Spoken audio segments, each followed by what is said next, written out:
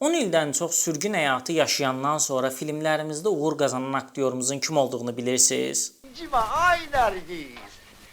Kendirsiz neye lazımdır? Sensiz benim bir günüm doğulmasın ay Nergis.